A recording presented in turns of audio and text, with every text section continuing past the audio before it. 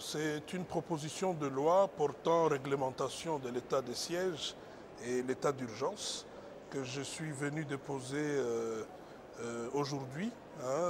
C'est une façon pour nous de nous impliquer totalement dans cette initiative du président de la République pour que nous puissions retrouver la paix à l'est de la République démocratique du Congo. Mais ici, il faudrait mettre un accent sur surtout le souci, à travers cette loi, d'encadrer l'état de siège qui a été proclamé pour l'Ituri et le Nord Kivu. Et donc il faudrait, dans la mesure du possible, que cet état de siège ne puisse pas ouvrir la porte à beaucoup de dérapages. Et pour encadrer tout ça, il lui fallut que nous puissions faire cette proposition. Et le reste, nous réservons la primeur au bureau de l'Assemblée nationale. Mais écoutez, je préfère mettre un bémol sur les avantages.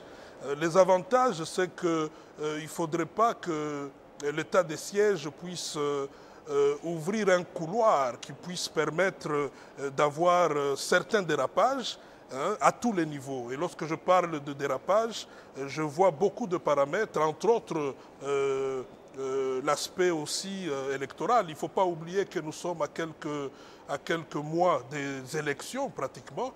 2023, ce n'est plus très loin.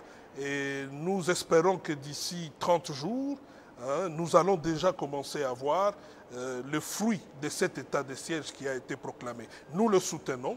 Nous allons soutenir le président de la République dans cette initiative. Et la meilleure façon pour nous de le faire, c'était de proposer cette loi pour essayer d'encadrer l'état de siège afin que ce soit une solution définitive au problème de l'Est. Bon, écoutez, je suis député national et c'est dans mes prérogatives de le faire. Et donc je le fais en âme et conscience et j'ai le souci de voir le bureau aligner cela pour qu'au niveau de la plénière, nous puissions lever une option et que l'Assemblée nationale puisse effectivement, à travers cette loi, se saisir de la réglementation de l'état de siège qui a été proclamé à l'est de la République.